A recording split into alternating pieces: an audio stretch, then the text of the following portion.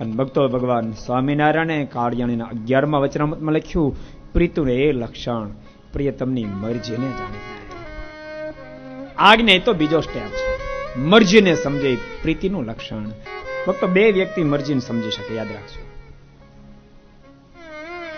એક તો પ્રીતિ વાળો સમજી શકે, બીજો અતિ બુદ્ધિશાળી સમજી શકે. બે વ્યક્તિ મરજીને સમજી જાય, પણ પ્રીતિ વાળો મરજીને સમજ્યા પછી પ્રિયતમની મરજી પ્રમાણે જ કામ કરે. બુદ્ધિશાળી શું કરે કઈ નક્કી નહીં.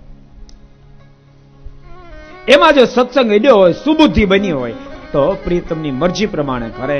અને સત્સંગ નો અડ્યો ને બુદ્ધિ કુબુદ્ધિ થાય ને તો આડો આડો જ હાલે, આડો આડો જ હાલે, આડો આડો જ હાલે.